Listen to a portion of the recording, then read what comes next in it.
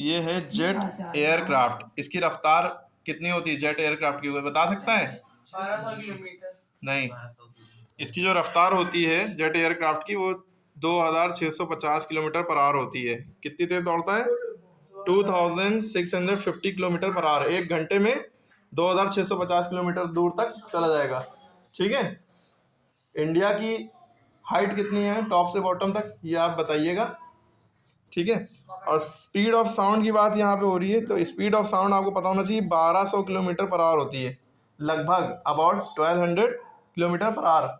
Metre per second में बताएं तो 332 मीटर पर सेकंड होती है। ठीक।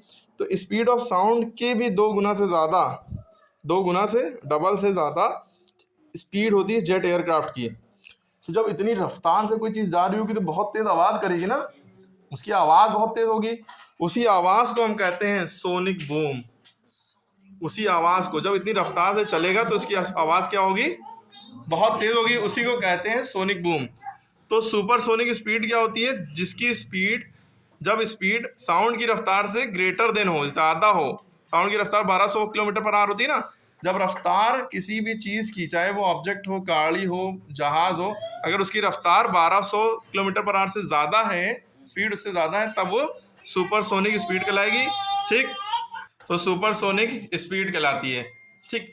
अब जब इतनी तेज स्पीड होगी due to very high speed, aircraft या जेट या रॉकेट ये इतनी तेज चलते हैं कि ये बहुत ज़्यादा तेज लाउड साउंड प्रोड्यूस करते हैं, बहुत ऊंची आवाज़ प्रोड्यूस करते हैं। साउंड को नापते हैं डेसिबल में, डीबी, है ना।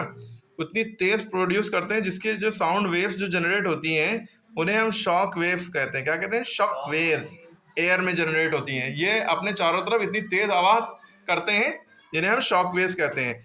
तो ये जो ट्रिमेंडस एयर प्रेशर वेरिएशन जो पैदा होता है इस शॉक वेव की वजह से, उसी को सोनिक बूम कहते हैं। ठीक है। तो इसी तरह स्पीड ऑफ जेट एयर की कितनी होती है? इतनी। साउंड की इतनी होती है, तो लगभग डबल से ज़्यादा स्पीड होगी, तो शॉक वेव और सोनिक बूम तो प्रोड्यूस होना श्योर ही है। ठीक है, इसको नोट कर लिए।